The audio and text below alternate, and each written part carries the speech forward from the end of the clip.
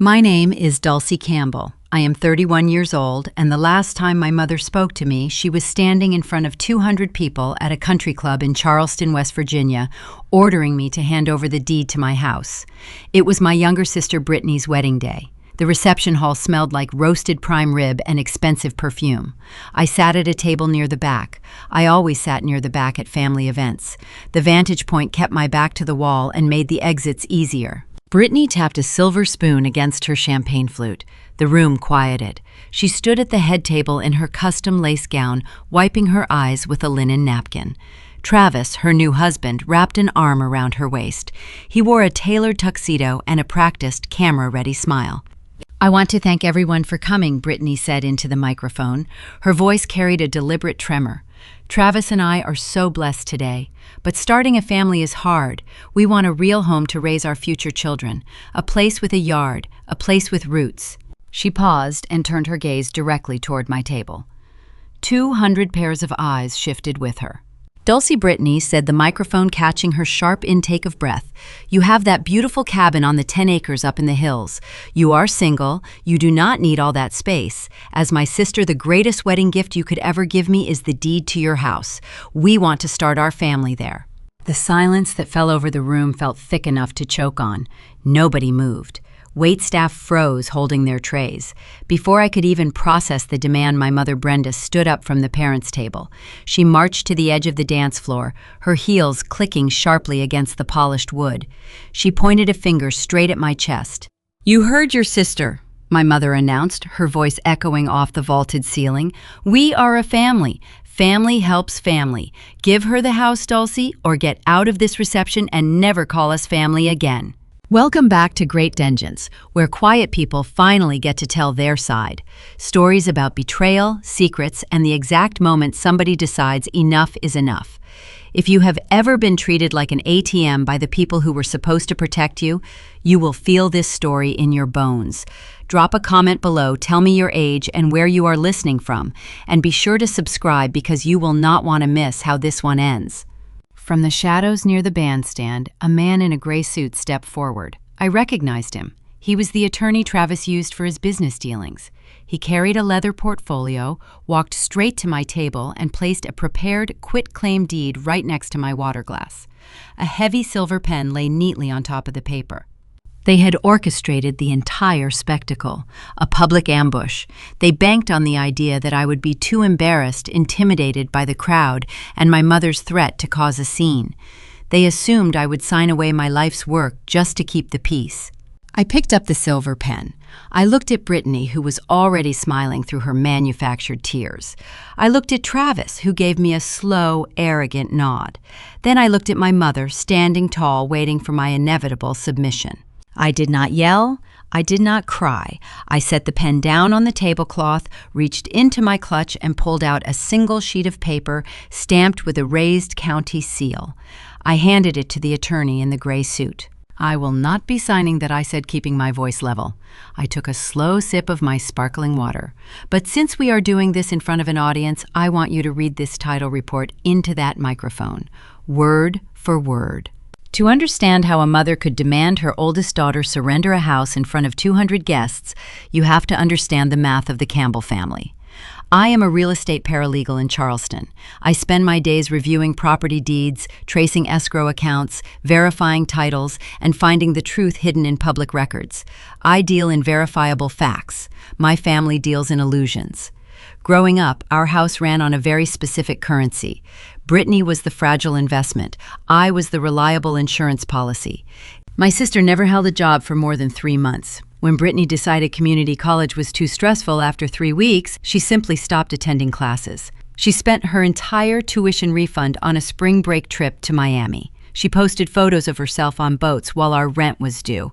My mother did not ground her or demand the money back. She hugged Brittany in the kitchen, stroked her blonde hair, and said her youngest daughter was just finding her path in life. 2 days later, my mother walked into my bedroom and handed me the electric bill and the water bill. I was 19 at the time, working double shifts at a highway diner. The smell of stale coffee and fryer grease was permanently trapped in my uniform. My feet ached so badly I could barely sleep. My mother placed the past due envelopes on my bed. She told me, "Family steps up when things get tight." She walked out of the room without waiting for a response. I paid those bills because I was terrified of the lights getting shut off. When Brittany maxed out 3 different credit cards at age 24, the collection agencies started calling our house at all hours. My mother sat at the kitchen table, pressing a damp cloth to her forehead, claiming the stress was affecting her heart. She slid a piece of notebook paper across the laminate counter. It was a breakdown of Brittany's retail debt. $5,000 for clothes, salon visits, and expensive dinners. My mother looked at me with cold calculation. She told me I was the strong one. She said I had a good job at the law firm and I could handle this minor setback. She did not ask for a loan. She assigned the debt to me. I drained my savings account to pay off my sister's shopping habit because my mother looked me in the eye and weaponized our bloodline. She said the word family like it was a binding legal contract. In our house, being called strong was never a compliment. It was an invoice waiting to be paid. My competence was never praised. It was merely harvested to pave the way for my sister. I learned to stop expecting fairness. I buried myself in my career. I learned how to read complex contracts, how to spot hidden clauses, and how to identify when a client was lying about their assets. That professional skepticism became my survival mechanism. It kept me sane. And it is exactly what triggered my internal alarms the day Travis entered the picture. Brittany brought him to Thanksgiving dinner 18 months ago. He pulled into our driveway in a black Mercedes SUV that smelled heavily of detailing spray. He stepped out wearing a suit that looked tailored, a heavy watch that caught the dining room light, and leather shoes that cost more than my first car. He introduced himself as a wealth management consultant. Within 20 minutes, he had my mother eating out of the palm of his hand. Travis poured her wine. He complimented her cooking, raving about the dry turkey. He talked loudly about his lucrative investment portfolios and the overseas trips he planned to take Brittany on next summer. My mother looked at him like he had descended from the sky to rescue her fragile daughter. She treated him like royalty, offering him the best cuts of meat and ignoring my presence entirely. But my brain is trained to look for the missing signature, the delayed filing, the gap in the narrative. I watched Travis across the table. He talked a lot about wealth, but he never named a specific firm. He mentioned high-profile clients, but his vocabulary was full of generic business buzzwords instead of actual financial terminology. He sounded like a man who had memorized a glossy brochure rather than a man who managed actual wealth. When he dropped his keys on the kitchen counter, I noticed the small plastic barcode tag on the key ring. I had seen those tags 100 times when filing corporate real estate liens. It was a fleet tracking tag. That Mercedes was not a personal purchase reflecting his immense success. It was a short-term corporate lease. Later that evening, Travis offered to order expensive desserts from a local bakery to celebrate the holiday. He handed his sleek metal credit card to the delivery driver at the front door. The card was declined. He laughed it off smoothly, blaming a bank security freeze because he traveled so frequently for important business. My mother rushed forward with her own purse to cover the charge, apologizing to him for the inconvenience. I kept my mouth shut and watched the performance. A good paralegal knows that arguing with a con artist early in the game only makes them hide their tracks better. You have to let them get comfortable. You have to let them think you are not paying attention. You gather the evidence quietly until the file is thick enough to secure a conviction. Travis thought he had the entire Campbell family figured out. He saw a desperate, status-obsessed mother and a gullible, eager sister, and he looked at me sitting quietly at the end of the table and saw the family workhorse. He assumed I was just another resource he could exploit. He thought my silence was submission. He did not realize that I was building a mental file on him from the moment he shook my hand. The flashy clothes, the vague career, the leased car, the declined card, these were not minor quirks. They were glaring red flags waving in the wind. Travis was selling a lifestyle he could not afford, and my mother was buying it with loyalty she should have reserved for her own children. I knew the bill for this charade would eventually land on my lap. It always did in this family, but I had spent the last 5 years building a life that my relatives could not touch. I had clawed my way out of the financial pit they kept pushing me into. I had learned how to protect my assets using the very laws I studied every day. The real war did not start over the wedding invitations or the catering menu. The battle lines were drawn the moment my family realized I had something they wanted. Travis needed capital to fund his illusion. Brittany needed a stage for her perfect life, and my mother needed a way to provide it without spending her own retirement funds. They set their sights on my single greatest achievement. They decided my hard-earned sanctuary in the hills belonged to everyone. And that is when the polite family dinners ended and the real extortion began. I bought the property when I turned 29. The listing described it as a 4-bedroom cabin sitting on 10 pristine acres of West Virginia hills. I did not inherit a single dime to pay for it. Every piece of heavy timber, drywall, and every square inch of hardwood flooring came from my own paycheck. I ate rice and beans for 3 years. I banked every paralegal bonus my firm handed out. I skipped vacations and drove a car with peeling paint and a dented bumper. When the closing agent finally slid the paperwork across his desk, I read every line before signing my name. He handed me a set of heavy brass keys. The metal felt cold and dense in my palm. That weight was the best feeling in the world. I drove up the winding gravel driveway that first night, turned off the car engine, and just listened. No highway traffic, no neighbors shouting through thin apartment walls, no landlords threatening rent hikes, just the wind moving through the pine trees and the settling of the wood frame. I held the mortgage statement in my hands under the porch light, one name printed at the very top, Dulcie Campbell. Not Brenda, not Brittany, mine. I furnished the place slowly. I scoured local estate sales for solid oak tables and durable chairs. I painted the living room walls myself, my shoulders burning from the roller brush until midnight. I learned how to clean the gutters and patch the roof flashing. Taking care of the land gave me a sense of peace I never found in my mother's house. In my mother's house, I was a walking checkbook. Out here, I was the owner. I thought distance and an unlisted address would create a permanent boundary. I forgot that toxic families view boundaries as personal insults. 2 months after I moved in, my mother invited herself over. She brought Brittany along. They drove up the driveway in my mother's sedan, kicking up a trail of white dust. I stood on the porch, wiping my hands on a shop towel. They did not knock. They walked past me and started touring the rooms like real estate appraisers, hunting for flaws. My mother opened my kitchen cabinets to inspect my dishes. She tested the water pressure in the guest bathroom. She walked into the spare bedrooms, tapping the walls with her fingernails. "This is a lot of house for a single woman," my mother said. She stood in the center of the 3rd bedroom looking out the window at the tree line. "Ashamed to let these rooms sit empty. This would be perfect for raising babies." She looked directly at Brittany. Brittany smiled, running her hand along the window trim. "It really would be," Brittany said. She looked around my space with a cold, calculating gaze. She was currently renting a 2-bedroom apartment downtown. She constantly complained about the street noise and the broken elevator. She looked at my vaulted ceilings the way a predator looks at an easy meal. We sat at the kitchen island. I poured coffee. My mother slid her ceramic mug across the granite counter. "You need to give us a spare key," she said. She did not ask. She stated it as a logistical fact. "For emergencies," my mother continued. "What if you slip on the ice out here? What if the pipes freeze? Family needs access." I looked at her hand resting on the counter. Her knuckles were tight.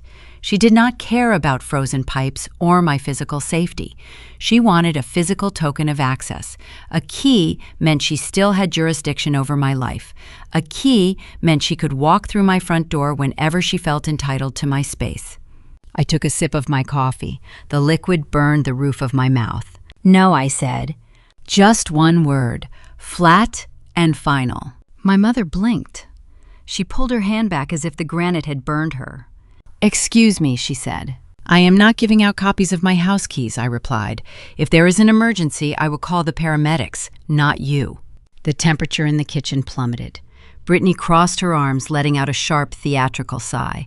My mother stood up. Her chair scraped loud across the hardwood floor, leaving a faint black mark.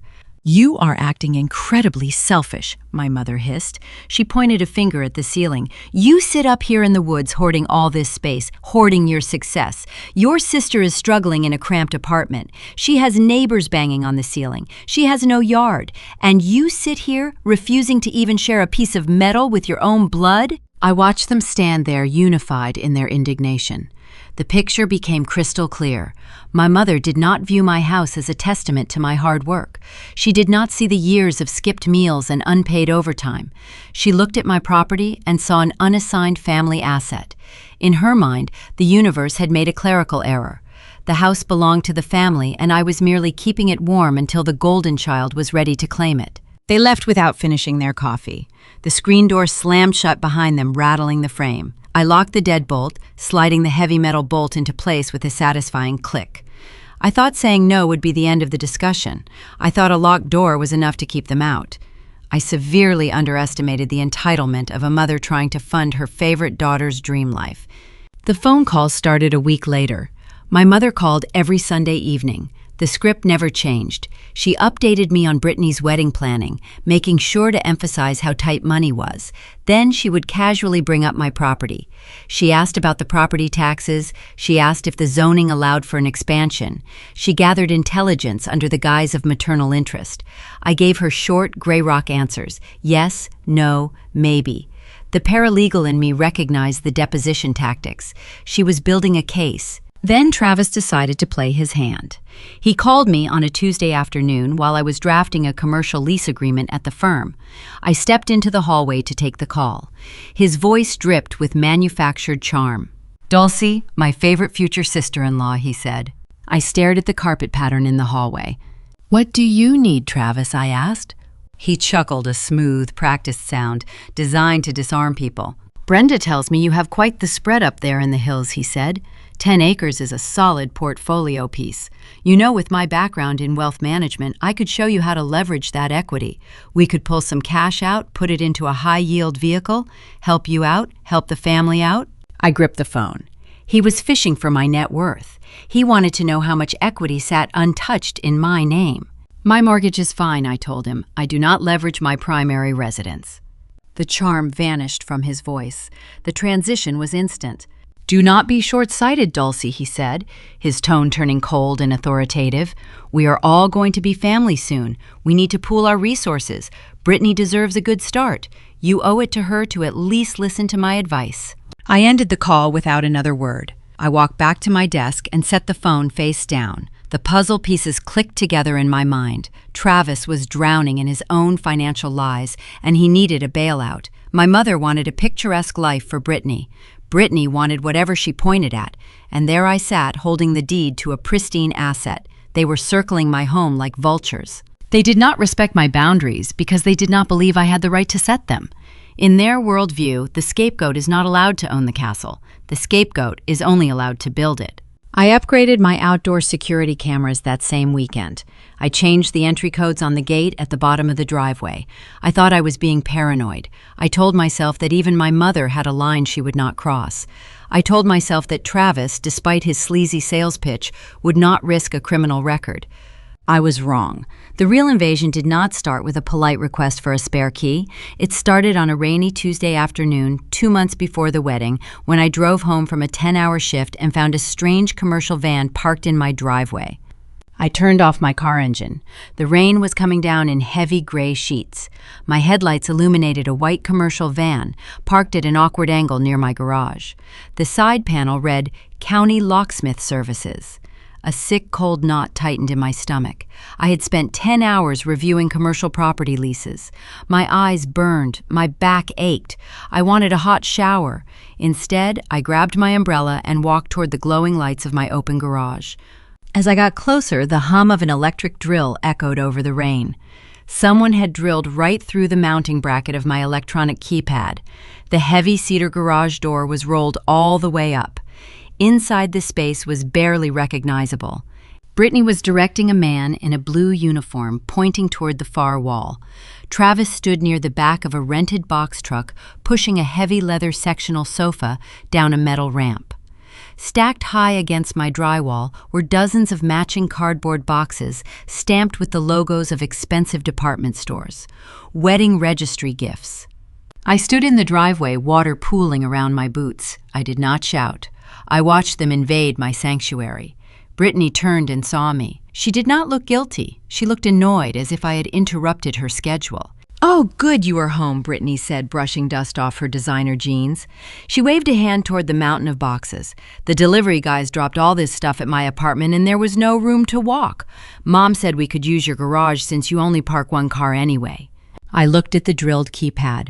A pile of metal shavings sat on the concrete. "You hired a locksmith to break into my house," I stated. My voice was eerily calm. Travis wiped his forehead with the back of his hand and strolled over. He wore a tight polo shirt that clung to his chest. He flashed that arrogant grin, the one he used to charm my mother into compliance. "Do not be dramatic," Dulcie, Travis said. He crossed his arms, trying to physically dominate the space. "We did not break in, we just bypassed the lock because you were not answering your phone. We needed a little storage space for a few weeks until the wedding. It is just empty concrete. You are overreacting." He stepped closer. He expected me to shrink. He expected me to complain, argue, and eventually cave, just like my mother always did. He calculated that forcing the issue physically would leave me too tired to fight back. "You are trespassing," I said, maintaining eye contact. "Pack it up and get off my property." Brittany let out a loud, exaggerated gasp. "You cannot be serious right now. Half of this furniture is brand new. Travis spent a fortune on that leather couch. It is pouring rain outside. You are going to make us drag everything back into the truck?" "I am not making you do anything," I replied. "The county sheriff will." I reached into my coat pocket, pulled out my phone, and dialed the local dispatch number. Travis dropped his smug smile. His jaw tightened. He took another aggressive step forward, closing the distance between us. "Put the phone away, Dulcie," he snapped. His voice was low, threatening. "Do not make a huge deal out of a family favor." I pressed the speaker button. The dispatcher answered on the second ring. I stated my full name, my address, and reported a breaking and entering in progress involving a locksmith and 2 individuals illegally storing property in my garage. I spoke with the precise, practiced cadence I used when reciting case files to a judge. Travis stared at me, his face turning a dark shade of red. He realized I was not bluffing. The locksmith, who had been packing up his tools, suddenly realized he had been hired to commit a crime. The man grabbed his heavy canvas bag, threw it into his van, and sped down the gravel driveway without asking for payment. "You are a miserable, spiteful woman," Travis hissed. He grabbed a small box from the nearest stack and shoved it roughly toward the rental truck. The deputies arrived in less than 12 minutes. 2 patrol cruisers pulled up, their flashing blue and red lights cutting through the heavy rain. My driveway looked like a crime scene. 2 officers stepped out, their hands resting cautiously on their belts. Travis immediately switched into his corporate persona.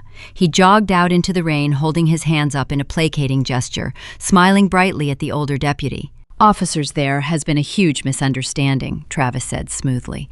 "We are family. My fiancé and I are getting married next month, and her sister here is just having a bit of a disagreement with us over storing some wedding gifts." The older deputy ignored Travis. He walked straight to me.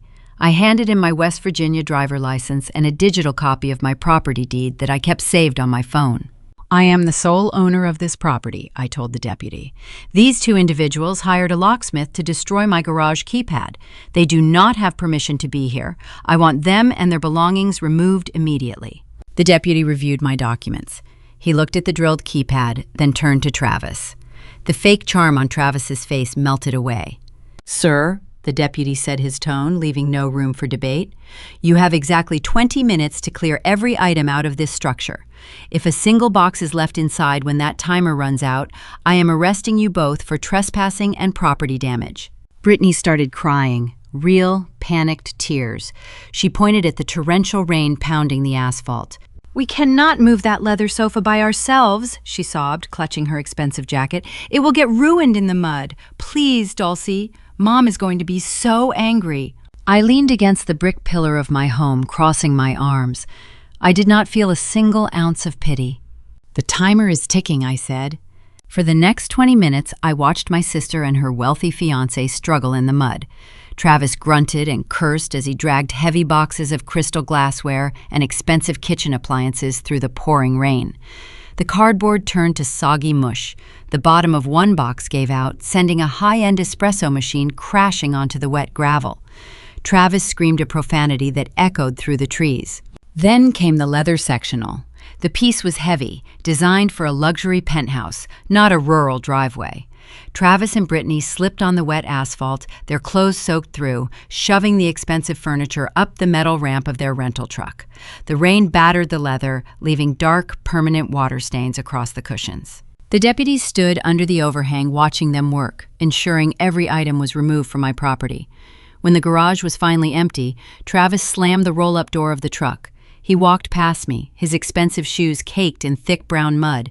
He glared at me with a hatred so pure it sent a chill down my spine. "You are going to regret this," he muttered. "Get off my land," I replied. I watched the rental truck struggle for traction in the mud before finally disappearing down the road. The police cruisers followed them out, leaving me alone in the quiet rain. My phone started vibrating before I even walked through the front door. The caller ID flashed my mother's name. I answered it, putting it on speaker while I took off my wet boots. "Are you insane?" my mother screamed. Her voice was shrill, vibrating with sheer rage. "You called the police on your own sister? You ruined Travis's new furniture? You are deliberately trying to destroy this wedding out of pure jealousy." "They broke into my house, Mom," I said, setting my keys on the counter. "It is a garage," she yelled back. "We are family. Family shares. You have completely alienated the only people in this world who care about you. Travis is furious. He said you humiliated him." "Good," I said. "Tell him to stay away from my house." I hung up the phone. I did not block her number. I needed the digital trail for what I knew was coming next. This incident was not just a fight over storage space. It cemented the ideological war between us. My family operated on the belief that my life, my income, and my property were communal assets waiting to be harvested.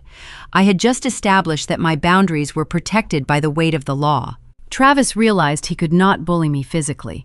He realized his charm did not work on me, and his intimidation tactics failed the moment I dialed dispatch. But con artists do not walk away when they meet resistance. They just change their angle of attack. I walked into my kitchen and poured a glass of cold water. I pulled up my banking app on my phone to check my balances, an old habit from my days of paying Brittany's debts. My accounts were secure, but something else was wrong. My credit monitoring service, a perk provided by my law firm, displayed a bright red notification banner across the top of the screen. A hard inquiry had just been placed on my credit file. Someone had initiated a preliminary application for a $60,000 home equity line of credit using my Social Security number. They failed to take my garage by force. Now they were trying to steal my equity by fraud. I stared at the bright red banner stretching across my phone screen. The notification glowed in the dim light of my kitchen. A hard credit inquiry. A regional bank in Charleston had just pulled my full financial profile. The loan type was listed clearly under the alert: home equity line of credit. The amount requested was exactly $60,000. The puzzle pieces snapped together with sickening clarity. 7 days earlier, my mother had cornered me at a local diner downtown. She slid into the vinyl booth across from me, her face tight with manufactured anxiety. She ordered a black coffee and immediately launched into a rehearsed speech about the rising costs of wedding catering and imported floral arrangements.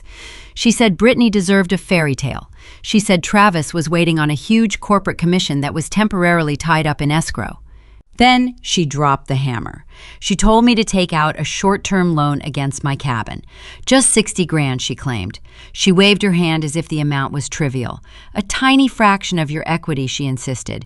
She promised Travis would pay it back in full within 3 months. I refused instantly. I work in real estate law.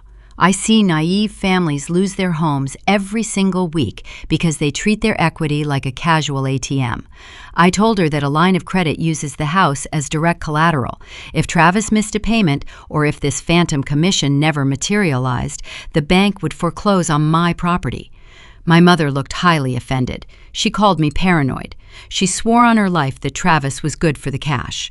I paid for my pie, slid out of the booth, and walked out of the diner without another word. Now standing in my kitchen with the rain still dripping from my coat after kicking them out of my garage, I realized my mother did not accept my answer. She decided to bypass my refusal. She decided to forge my consent. Monday morning, I arrived at my law firm an hour before the doors officially opened. The office was silent. I unlocked my door, booted up my desktop computer, and used my professional credentials to contact the lending institution that initiated the credit pull. I did not waste time with the general customer service desk. I routed my call directly to the underwriting department. I informed the agent that I was the property owner. I had never applied for a credit line, and I suspected a coordinated case of identity theft. I demanded an immediate copy of the preliminary application package. The underwriter emailed me a secure PDF file 20 minutes later. I opened the document on my dual monitors. There was my legal name, my date of birth, and my social security number, all neatly typed into the borrower fields. The contact address was listed as my mother's house. I realized instantly how she bypassed the initial identity verification. My mother kept a rusty metal filing cabinet in her basement. It contained my old tax forms from high school and college, outdated bank statements, and expired medical bills. She used my old mail and her intimate knowledge of my personal history to answer the security questions. Then I scrolled to the final page of the PDF, the signature line. Someone had signed my name in blue ink. The loops and angles were a clumsy, desperate imitation of my actual handwriting. A cold wave of disgust washed over my chest. My other was willing to commit federal mortgage fraud just to buy ice sculptures and a designer dress for her favorite daughter. She was willing to risk my home and my pristine credit score and my paralegal license so Travis could show off a fake lifestyle to his friends. I did not call her to scream. Screaming is what toxic relatives expect. It feeds their drama. It gives them a reaction to manipulate. Instead, I operated entirely in the daylight. First, I logged into the 3 major credit bureaus. I placed a permanent security freeze on my profile. Nobody could open a single account in my name without a verbal PIN code. Next, I called the bank's fraud department and officially flagged the application. I ensured the file was permanently locked and marked as a criminal forgery attempt, effectively shutting down any chance of the loan moving forward. Then I opened a blank document template on my computer. I selected our firm's official letterhead. The thick cotton paper bore the embossed logo of a prominent Charleston real estate law group. I drafted a formal cease and desist notice. The language I used was cold, precise, and devoid of any familial emotion. I stated that an unauthorized loan application had been submitted using my personal identifying information. I outlined the strict criminal penalties for mortgage fraud and identity theft under federal law. I explicitly demanded that Brenda Campbell and Travis Miller cease all attempts to access my credit, enter my property, or encumber my assets. I concluded the letter by stating that any future infractions would be forwarded directly to the State Attorney General for criminal prosecution. I printed the letter, signed it with my authentic signature, and sealed it in a thick envelope. On my lunch break, I walked down the street to the post office and mailed it via certified delivery. Return receipt requested. A physical signature was required upon delivery. I wanted a documented paper trail proving she received the legal warning. The fallout happened 2 days later. The tracking notification pinged on my phone at 11 in the morning, confirming the green card had been signed. By noon, my cell phone was ringing constantly.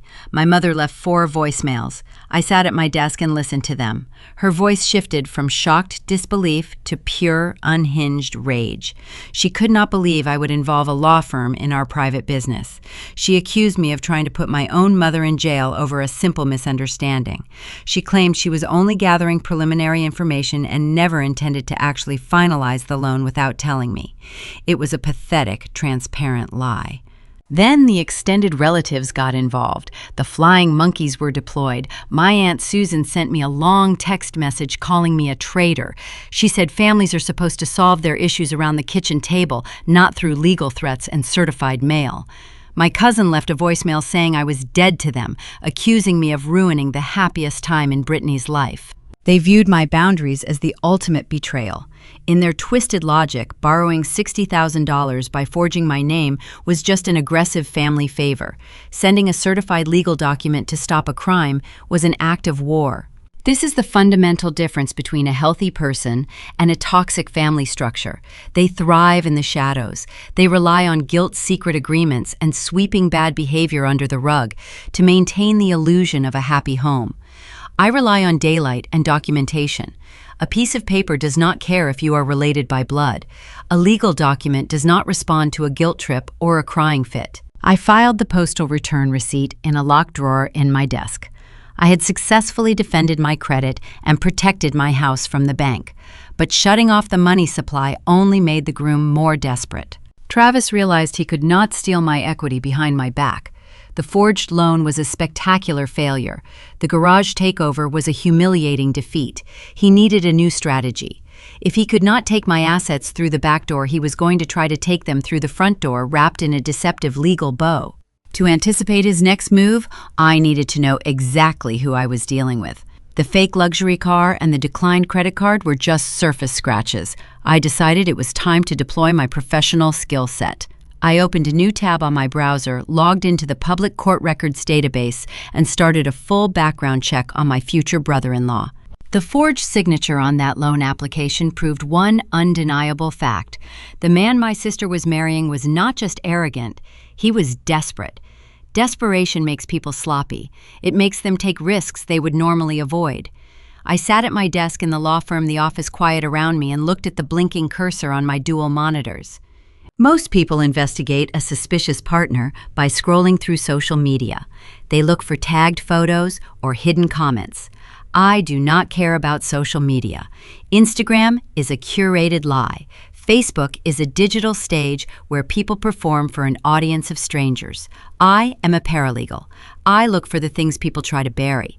I look at court dockets, property registries, and federal tax databases. Public records do not wear tailored suits, and they do not flash charming smiles.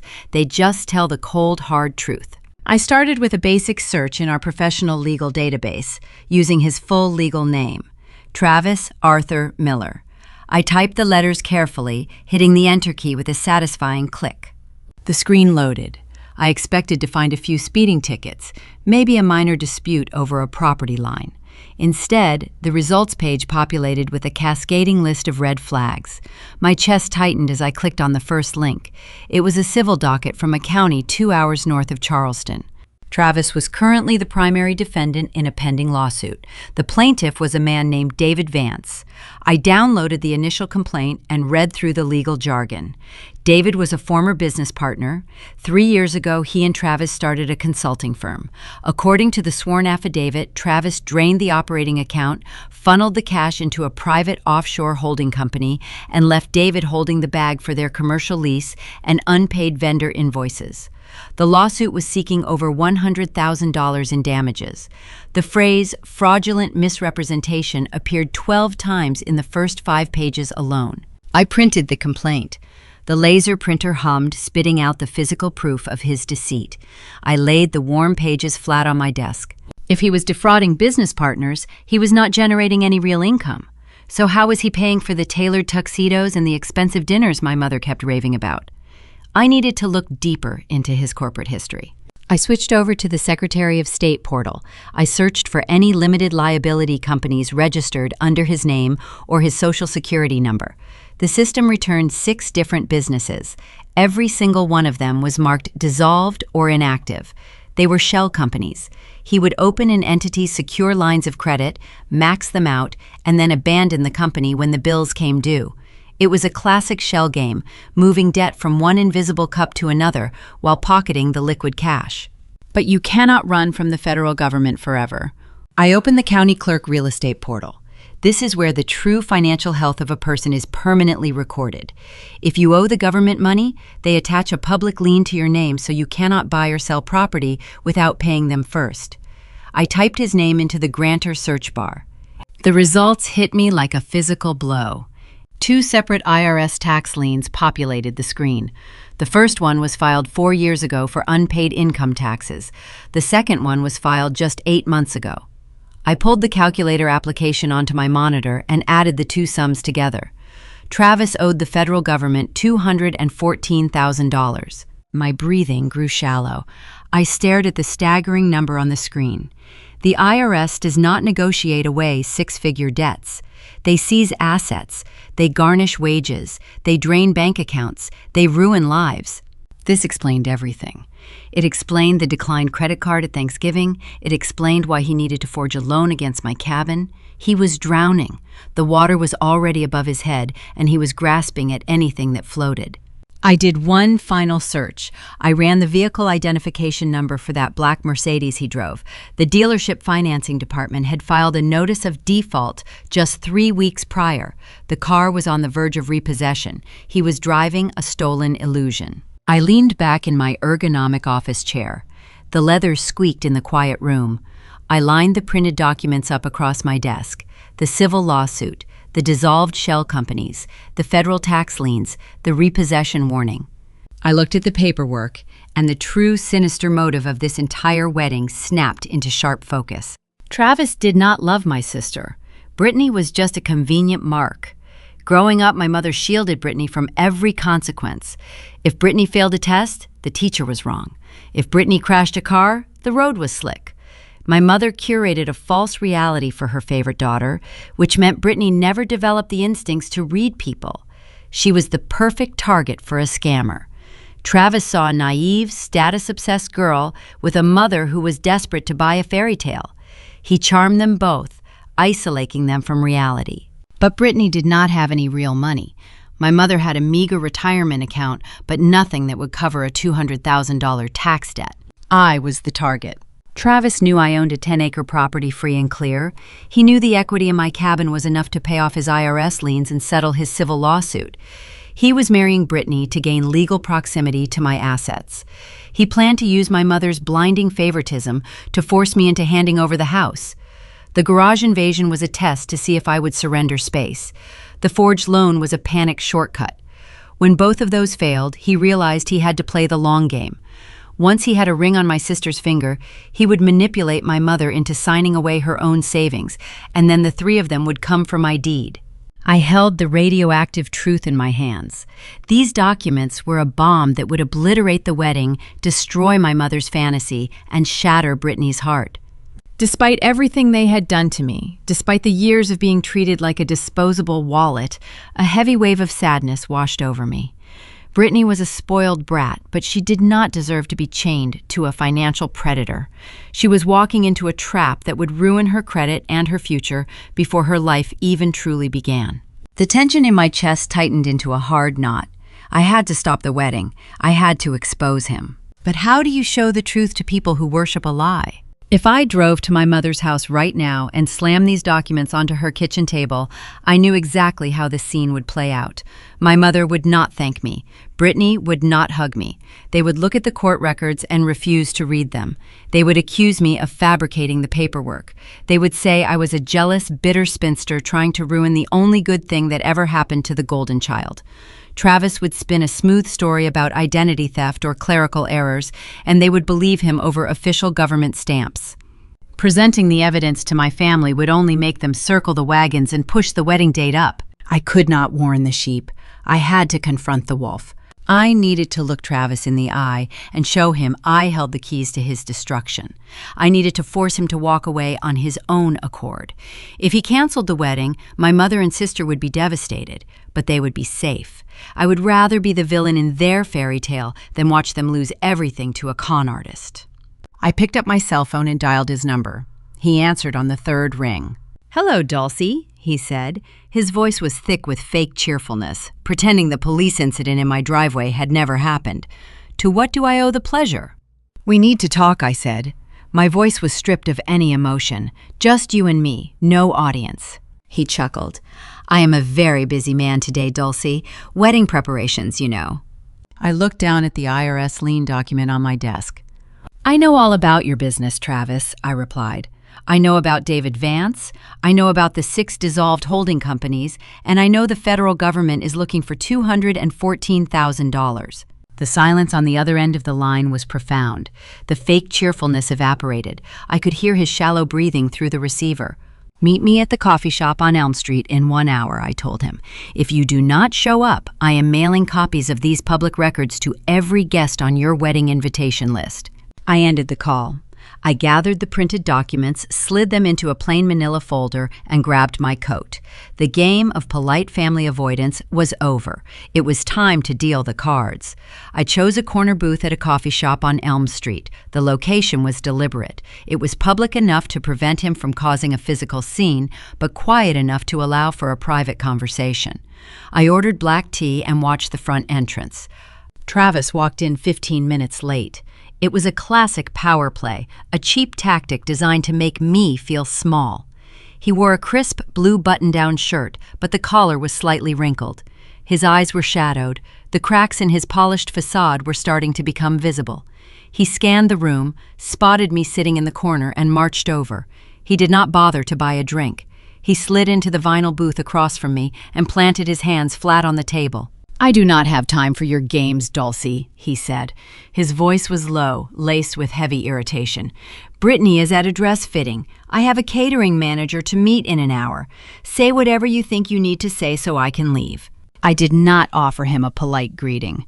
I reached into my leather tote bag, pulled out the thick manila folder, and placed it flat on the sticky wooden table. I rested my hand on top of the cardboard cover.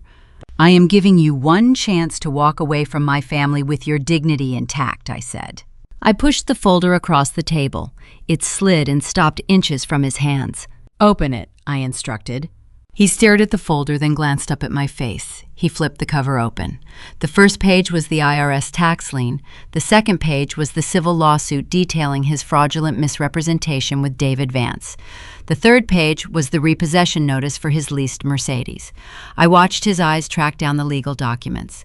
I expected to see fear. I expected his shoulders to slump. I expected him to start stammering out a string of pathetic excuses begging me to keep his secret. I expected the reaction of a man who realized he was trapped. That is not what happened. Travis read the documents, closed the folder, and leaned back against the backrest of the booth. A slow, chilling smile spread across his face. It was not his charming camera-ready grin. It was a predatory smirk. He actually chuckled. It was a harsh scraping sound that barely rose above the noise of the espresso machine behind the counter. "You have been busy," he said, tapping his index finger against the folder. "I will admit I did not think you had the nerve to dig this deep. You are a clever girl, but you are missing the bigger picture here." "There is no bigger picture," I replied, keeping my voice steady.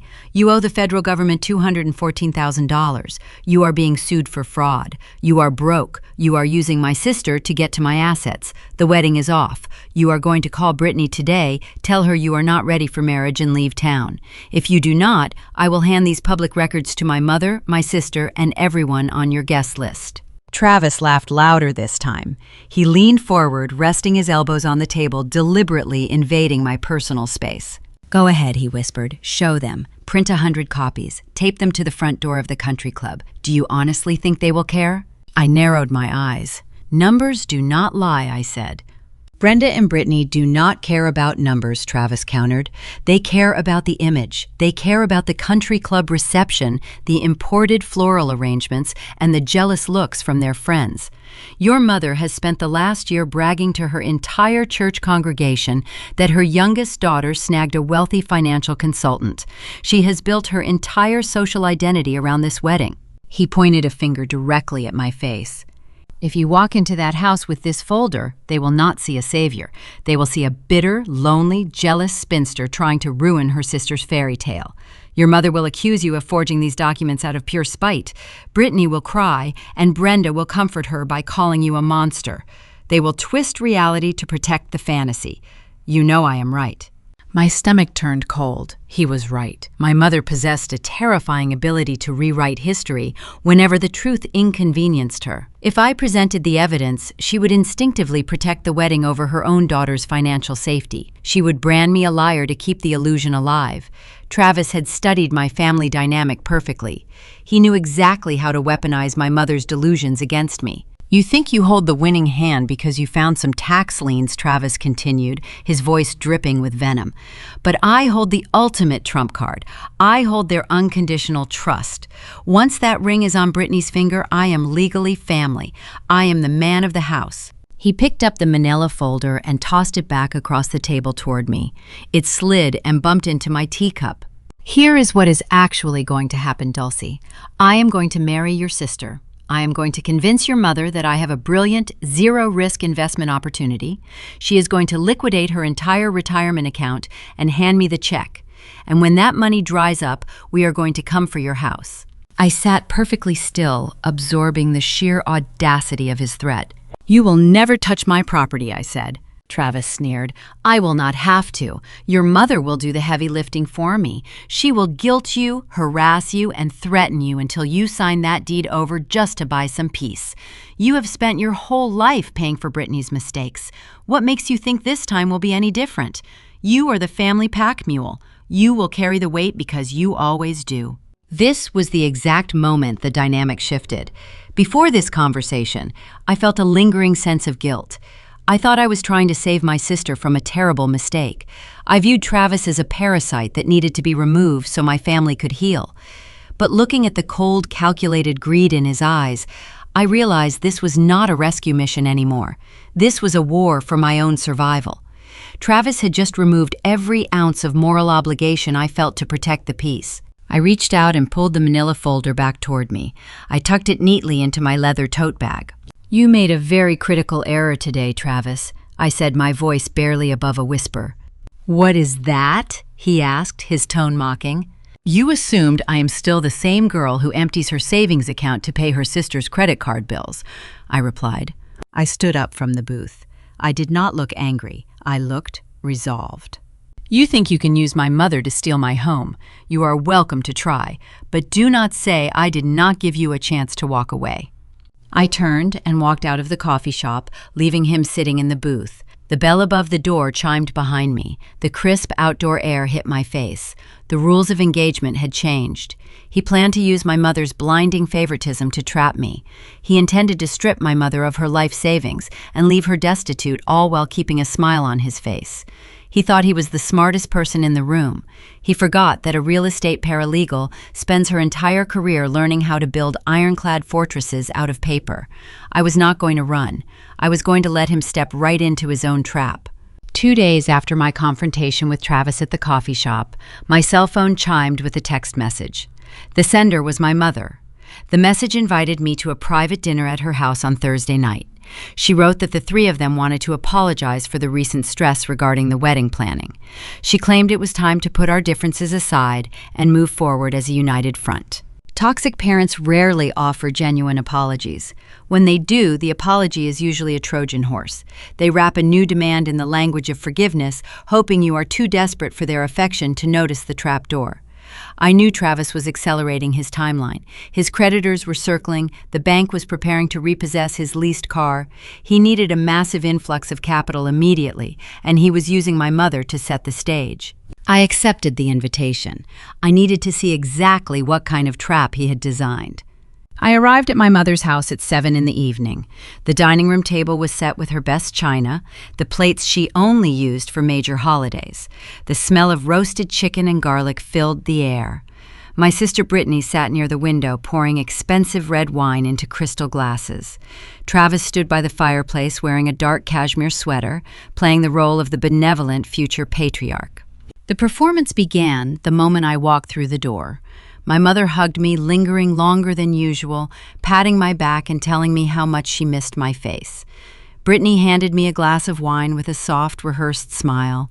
Travis pulled a chair out for me, acting as if our vicious argument at the coffee shop had never happened.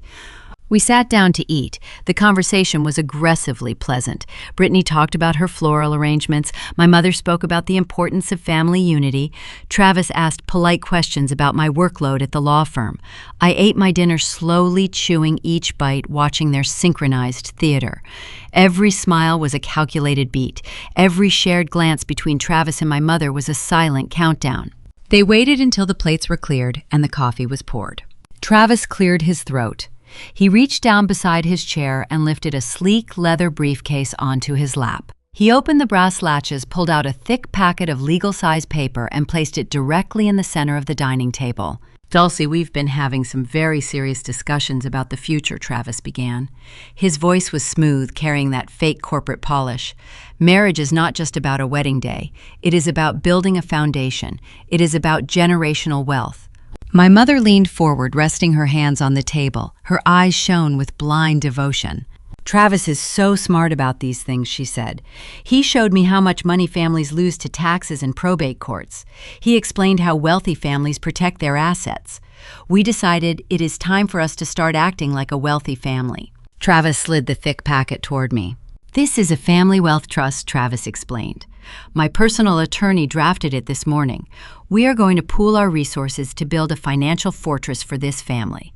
Brenda is transferring her entire retirement savings into this trust next week." I looked at my mother. She nodded proudly, entirely unaware that she had just agreed to hand her life savings over to a man with multiple federal tax liens. Brittany reached across the table and placed her hand over mine. Her skin was cold.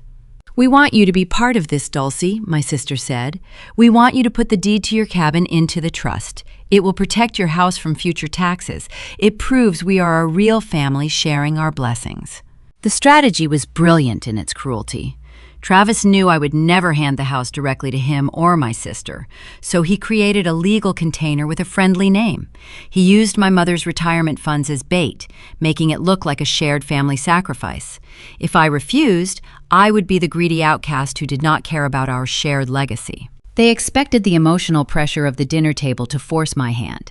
They expected me to flip to the last page and sign my name just to keep the peace. I picked up the packet. I did not look at the signature page. I turned to the first section and started reading the actual clauses. A trust is only as safe as the rules governing it. I read legal contracts for a living. It took me less than 2 minutes to find the poison buried in the dense paragraphs. First, the document was an irrevocable trust. That meant once an asset was placed inside, the original owner could never take it back. The transfer was permanent. Second, I flipped to Article 7 outlining the powers of the trustee. The language was staggering. The trustee held absolute authority to liquidate, sell, or leverage any asset held within the trust without seeking permission from the contributors.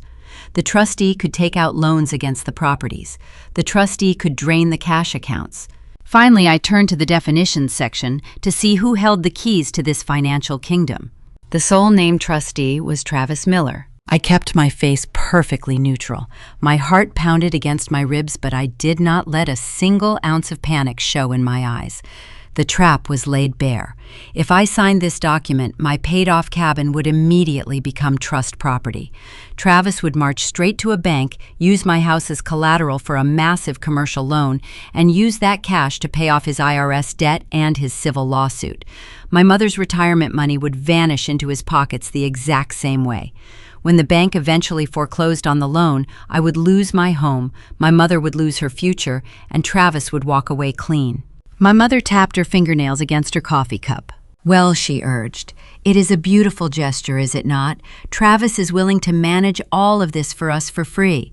Sign the paper, Dulcie. Let us be a real family again." Travis held out a gold pen. He smiled at me, confident he had cornered his prey. I did not take the pen. I closed the packet, folded it neatly in half, and slipped it into my leather purse.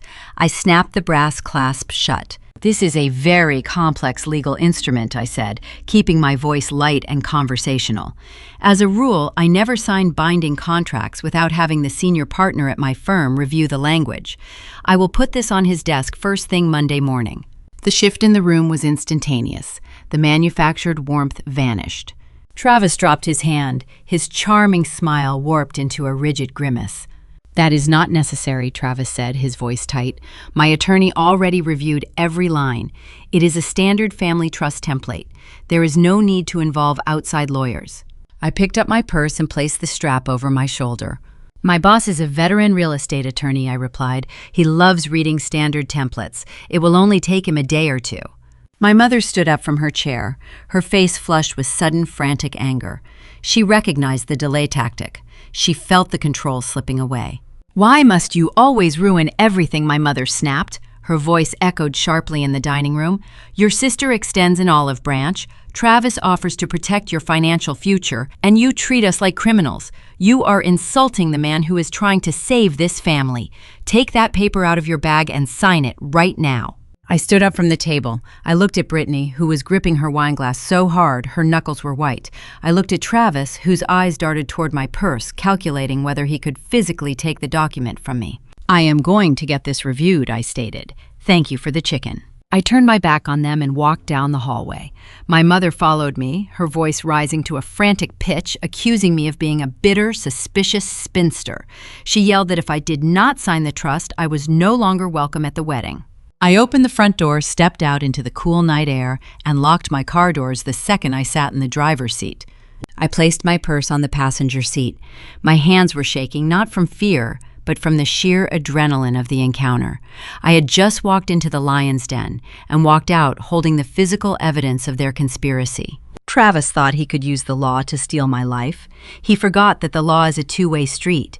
He wanted to play real estate games. He had no idea what kind of legal warfare I was about to unleash. Monday morning arrived with heavy rain washing the streets of Charleston. I walked into the law firm at 7:30. The office smelled of old paper and fresh coffee. I bypassed my cubicle and walked straight into the corner office. Harrison sat behind a wide oak desk. He was the senior real estate attorney. He had practiced law for 40 years and knew every scam in the state. I sat in the leather guest chair. I reached into my bag and pulled out the thick packet Travis had given me. I set it on the polished wood. "Read this," I said. Harrison put on his reading glasses. He opened the folder. The room was silent except for the rain hitting the window and the sound of pages turning. He read the clauses. He read the trustee definitions. Then I handed him the printouts of the federal tax liens and the civil lawsuit I found the week prior. He spent 20 minutes cross-referencing the documents. When he finished, he took off his glasses and dropped them onto the desk. He leaned back and let out a long breath. "This is not just a bad contract," Harrison said. "This is a premeditated financial execution." He tapped the irrevocable clause with his pen. He explained the mechanics of the trap. If my pen had touched that signature line, my home would belong to the trust instantly. By Tuesday morning, Travis could walk into any commercial lender in the state. He would use my property as collateral to secure a high-interest loan. He would take the cash, pay his federal debts to avoid prison, and walk away.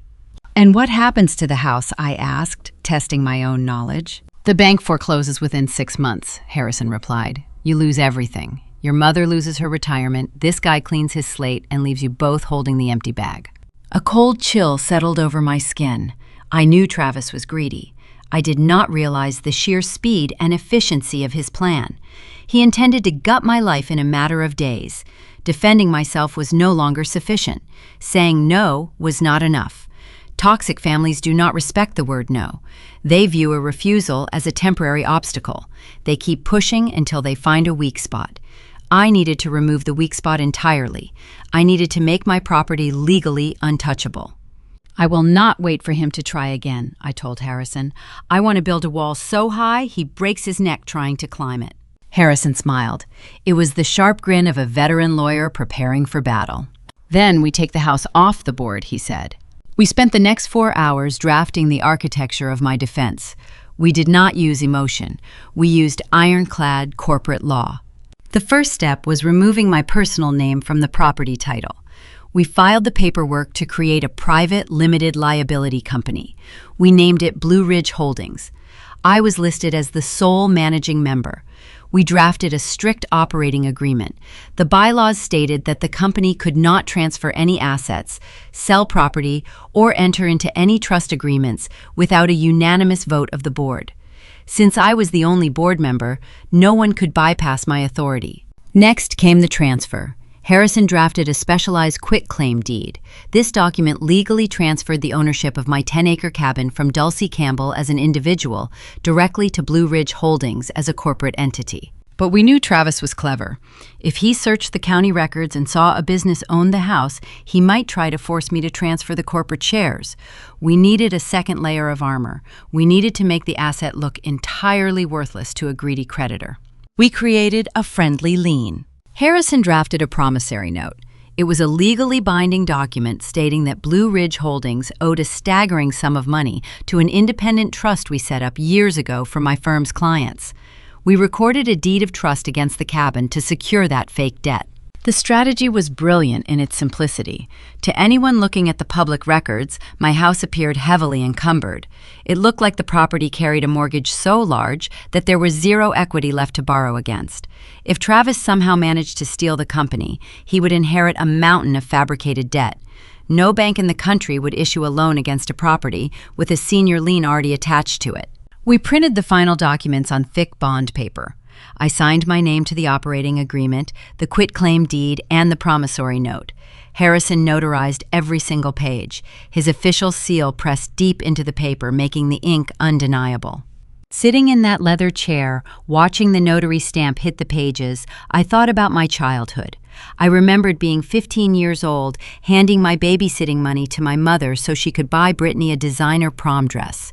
I remembered the endless stream of unpaid bills shoved under my bedroom door.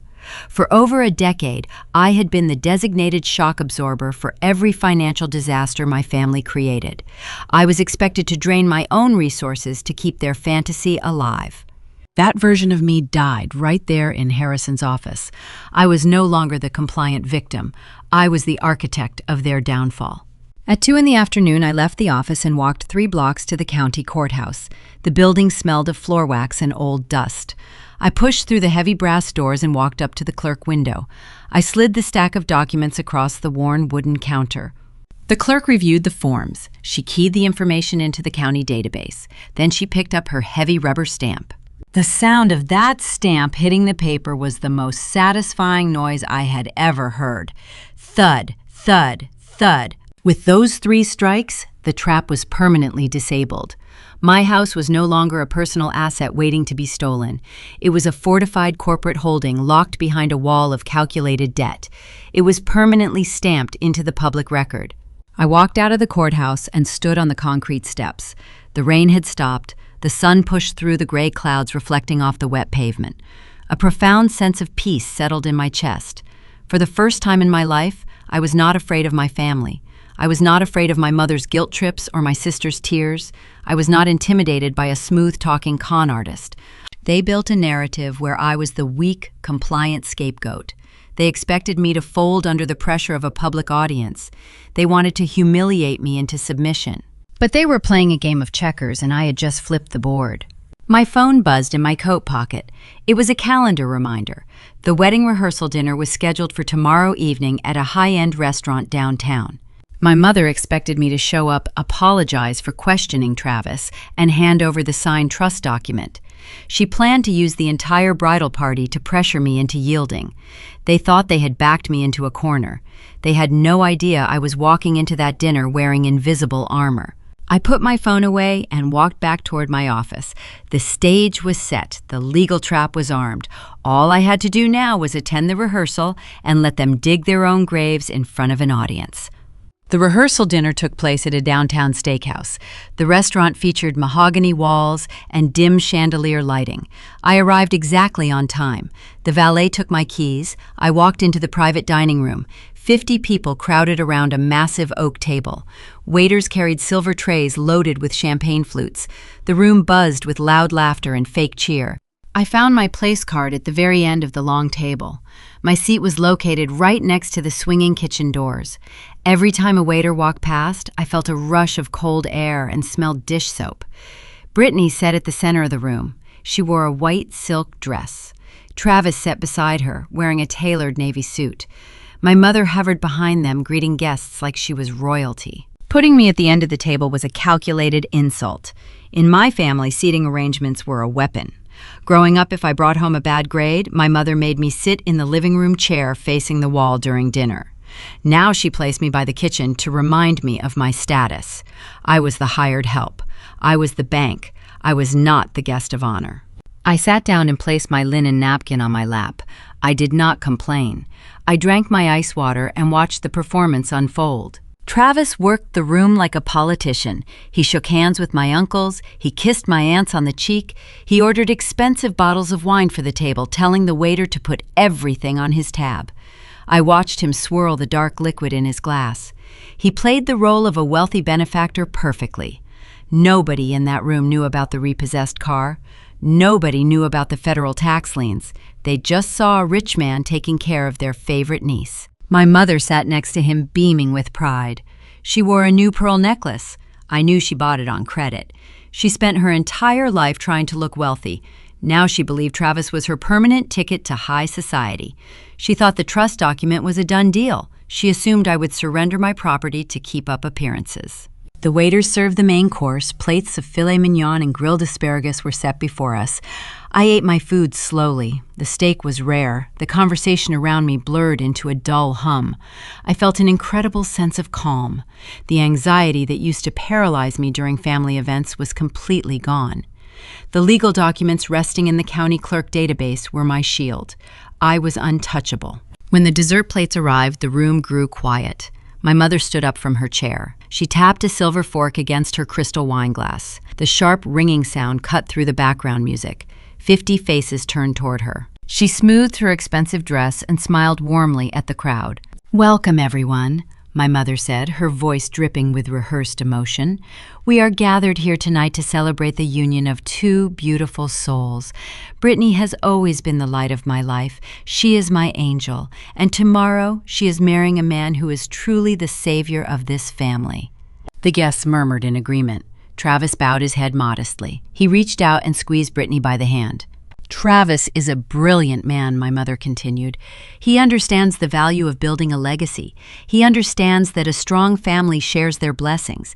He has shown us what true generosity looks like." She lifted her glass toward him. The crowd raised their glasses in unison. Then my mother slowly turned her head. Her gaze bypassed the wealthy relatives. Her eyes locked onto me, sitting alone at the far end of the table near the kitchen doors. The smile on her face sharpened into a weapon. "We also have a very special announcement tonight," my mother said. Her voice grew louder, ensuring every single person in the room heard her clearly. My stomach tightened, but I kept my face blank. I knew exactly what she was doing. She was using the same tactic she used when I was a teenager. If I refused to give Brittany my allowance, my mother would ask me for the money in front of the entire church congregation. She weaponized peer pressure. She knew I hated causing a public scene. "As you all know," my mother announced, "starting a family requires a solid foundation. Brittany and Travis need a place to plant their roots. And I am so incredibly proud to share that Dulcie has agreed to a special secret wedding gift, a gift that will secure their financial future and prove how much she loves her little sister." The room erupted into applause. My aunts and uncles cheered. My cousins whistled. 50 people stared at me with glowing approval. They did not know the details, but my mother painted the picture perfectly. She heavily implied that I was signing over the deed to my cabin. She painted me into a corner. If I stood up and denied it, I would look like a jealous monster destroying a beautiful family moment. If I stayed silent, she assumed I was surrendering to her demand. I looked down the length of the table. Travis leaned back in his chair. He stared directly at me. A smug, victorious smirk stretched across his face. He lifted his wineglass and pointed it at me in a mocking salute. He believed his trap had snapped shut. He thought the sheer weight of public expectation had crushed my resistance. He calculated that I would walk into the wedding tomorrow and sign that fraudulent trust document just to survive the humiliation. I did not break eye contact with him. I did not shrink into my seat. I did not show a single ounce of fear. I slowly reached out and picked up my water glass. I raised it in the air, acknowledging the applause. I maintained a neutral, stoic expression.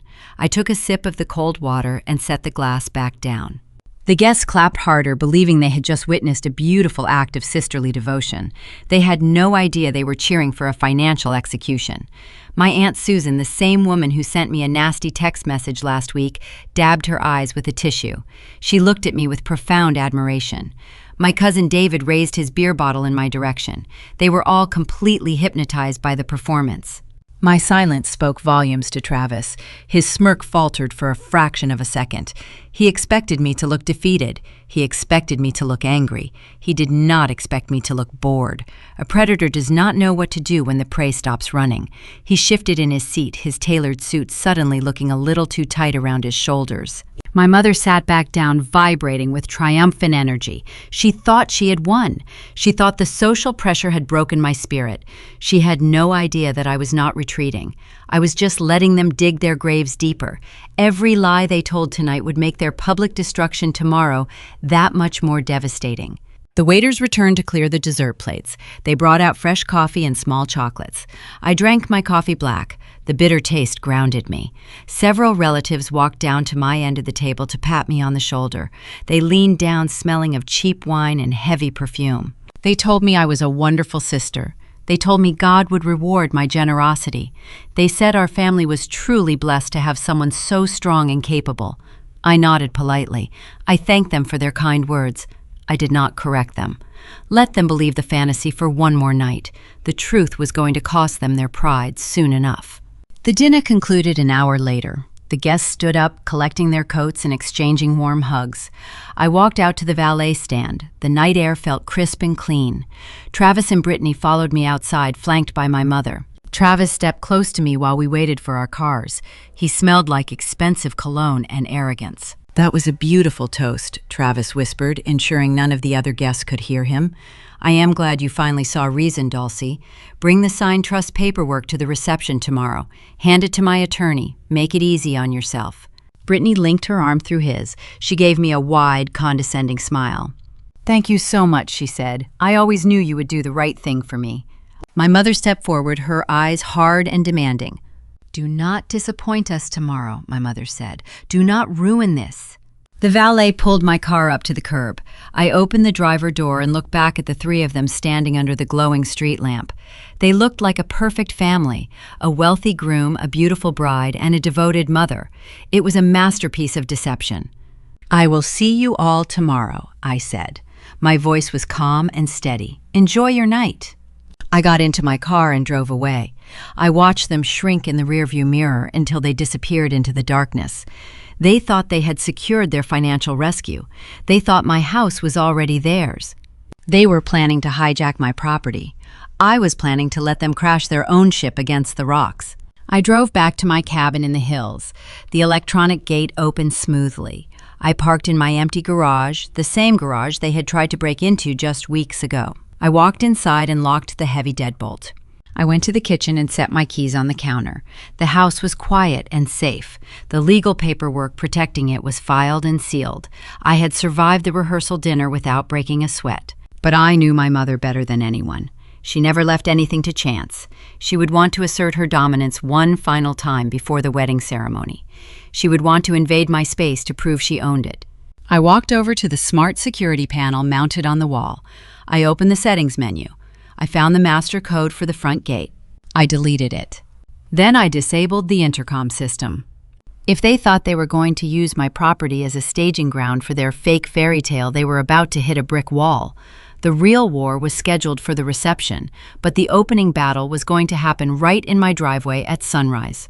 I woke up at 6 o'clock on the morning of the wedding. The sun had barely crested the tree line.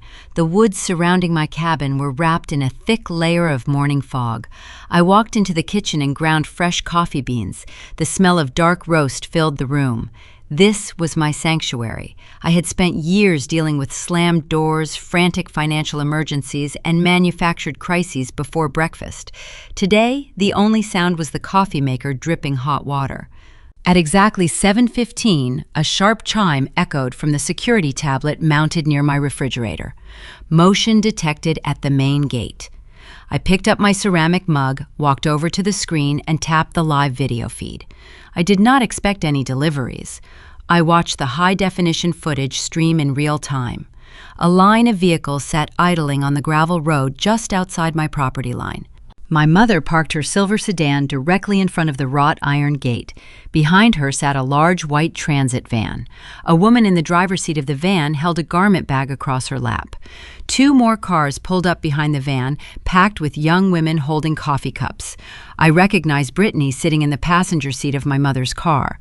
She wore a silk robe with the word bride stitched across the back. I understood the tactic instantly.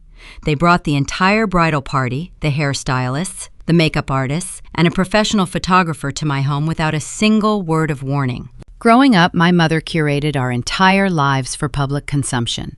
We could not eat holiday dinners until she captured the perfect picture of the table. Brittany learned this behavior early. Her social media profile was a museum of fake perfection. My mother wanted the rustic wooden beams, the vaulted ceilings, and the natural forest light of my property for the pre-wedding photographs. She wanted to post pictures online to prove her daughter had access to a beautiful rural estate. She planned to bulldoze her way inside, banking on the idea that I would never turn away a dozen people standing on my doorstep. I took a sip of my coffee. The hot liquid warmed my chest. On the screen, my mother stepped out of her sedan. She wore a tailored beige pantsuit. She marched over to the electronic keypad mounted on the brick pillar. She punched in the 4-digit code she had memorized months ago during one of her uninvited inspections. The keypad flashed a solid red light. Access denied. She punched the numbers again, hitting the buttons harder this time. The red light flashed again. She hit the metal box with the palm of her hand. Her perfect posture slipped, revealing the frantic entitlement underneath. She looked around, realizing her grand plan was stalling in front of her hired professionals. The photographer stepped out of the transit van, holding a heavy camera, looking confused. My mother spun back to the keypad and jabbed the intercom call button. The tablet in my kitchen buzzed. I pressed the green icon to open the two-way audio channel. "Yes," I said. My voice was crisp and devoid of any emotion. The speaker crackled. "Dulcie, open this gate right now," my mother ordered. Her tone was sharp, accustomed to instant obedience. "The keypad is broken. We have 3 hours before the ceremony starts, and the makeup artists need to set up their lighting in your living room." "The keypad works fine," I replied. "I deleted your access code last night. You are not coming inside." Silence stretched over the audio feed for 3 full seconds. Then the explosion happened. "What are you talking about?" my mother yelled. Her voice echoed through the trees on the video feed. "I told the photographer we were using the cabin. The lighting at the church venue is terrible. Brittany needs a calm environment to prepare. Open the gate. We are losing precious time." "You did not ask me," I stated. "You do not own this property. You cannot bring a dozen strangers to my house at 7 in the morning. Turn your cars around." Brittany stepped out of the passenger side. She looked up at the security camera, her face twisted into a mask of pure panic. "Dulcie, please," my sister begged. "My hair takes 2 hours to pin up. We paid the photographer a fortune for these shots. You are ruining my timeline. Why are you doing this today?" "I am not doing anything, Brittany," I said. "Your mother made a logistical error by assuming she controlled my home." My mother shoved Brittany aside and leaned directly into the intercom microphone. "Listen to me very carefully," my mother hissed. "If you do not press the button and let these cars through right this second, I will disown you. You will be dead to me. You will never set foot in my house again. You will lose your family forever." I stood in my kitchen. The morning light filtered through the windows. 10 years ago, that threat would have sent me into a spiral of anxiety. I would have sprinted down the driveway to manually open the lock. I would have sacrificed my peace to preserve the illusion of a happy family. But today, the threat held zero weight. She was offering to take away a relationship that had only ever caused me pain. "That is fine," I said. "You have exactly 2 minutes to clear my driveway. If those vehicles are still blocking my gate when the timer runs out, I am dialing the county sheriff. I already have a documented history of trespassing incidents involving this wedding. I am sure the police would love to arrest the mother of the bride on the morning of the ceremony." I took my finger off the talk button, cutting the audio connection. I watched the screen. My mother stared at the camera lens. Her face turned a dangerous shade of red. She realized her bluff had been called. The professionals in the vans were watching her humiliation unfold. The photographer checked his watch. The makeup artist rolled down her window, clearly uncomfortable with the family drama. My mother threw her hands in the air and shouted something I could not hear over the muted feed and stomped back to her sedan. She slammed the door shut. Brittany climbed in the passenger side, burying her face in her hands. The brake lights illuminated. The sedan threw gravel into the ditch as my mother executed a jagged 3-point turn. The white transit van and the bridesmaids followed her down the winding road, a parade of defeated entitlement. I knew exactly where they had to go. The only other place available this early in the morning was the discount motel located right off the interstate. It was the place they booked for the out-of-town relatives they did not care about. Instead of rustic wooden beams and natural forest light, Brittany was going to get her bridal makeup done under flickering fluorescent bulbs in a room that smelled like stale smoke and industrial carpet cleaner. Her expensive photographer would have to pose her in front of a parking lot overlooking the highway. My mother tried to execute a hostile takeover of my space to assert dominance before the reception. She wanted me to feel small and compliant before she demanded the signed trust document later that evening. She expected to wear me down with a barrage of early morning chaos. Instead, she started the most important day of her life with a brutal reality check. She was no longer in charge. I was holding the steering wheel, and I refused to pull over. I finished my coffee. The house was quiet again. I walked into my bedroom and looked at the dress hanging on the closet door. It was a simple navy blue sheath dress, understated, professional, the kind of dress you wear when you need to command a room without asking for attention. I had a few hours before the afternoon ceremony began, but the ceremony was just a formality. The real event was the reception. I opened my nightstand drawer and pulled out the thick, fraudulent trust document Travis had tried to force me to sign. I slid it into my leather clutch right next to the certified title report, printed on heavy stock paper by the county clerk. I added the copies of the IRS tax liens and the civil lawsuit. I zipped the clutch shut. The leather felt heavy in my hands. The morning battle was over. The boundary was set. But the war was scheduled for 6 o'clock tonight. I was going to let them eat their cake, drink their champagne, and celebrate their fake wealth, and then, in front of 200 people, I was going to let the truth do the talking. I arrived at the Charleston Country Club exactly as the sun began to set behind the rolling hills. The evening sky turned a deep shade of bruised purple. I parked my car near the edge of the sprawling asphalt lot and walked toward the grand entrance. The building was a massive colonial structure with towering white columns and perfectly manicured hedges. It was the most expensive venue in the county. Walking through the heavy glass doors, I could immediately smell the extravagant waste of money. The scent of roasted prime rib mixed with thousands of imported white roses. The floral arrangements on each table were taller than a person sitting down. An open bar in the corner served top-shelf liquor to a steady line of laughing guests. Crystal chandeliers hung from the vaulted ceilings, casting a warm, golden glow over the dance floor. I knew the truth behind every single decoration in that room. The roses were purchased with my mother's credit cards. The open bar was funded by a loan my mother took against her own modest retirement account. The entire event was a fragile house of cards built on the desperate need to impress 200 people who barely knew our family. I found my assigned seat at a small table near the back exit. It was the exact same isolation tactic they used at the rehearsal dinner. They wanted me placed in the shadows, far away from the head table, where Brittany and Travis sat like royalty. They wanted me to feel small, disconnected, and entirely dependent on their goodwill. The ceremony at the church earlier that afternoon had been a blur of traditional vows and manufactured tears. I sat in the third row and watched Travis slide a diamond ring onto my sister's finger. I watched him kiss his bride while secretly planning to bankrupt our mother. He played his part flawlessly. He looked like the perfect gentleman. Now the reception was in full swing. The dinner plates were cleared by a silent army of waiters. The jazz band stopped playing their instruments. The catering director walked to the center of the dance floor and tapped a microphone to get the attention of the room. It was time for the speeches. The best man went first, delivering a generic toast about how lucky Travis was to find such a beautiful bride. Then my mother took the microphone. She delivered a long, tearful monologue about giving away her youngest daughter. She praised Travis as a brilliant financial mind and a generous provider. She painted a picture of a wealthy, secure future for the newlyweds. The crowd applauded warmly. Then Brittany stood up. She smoothed the front of her custom lace gown and took the microphone from our mother. The room grew completely silent.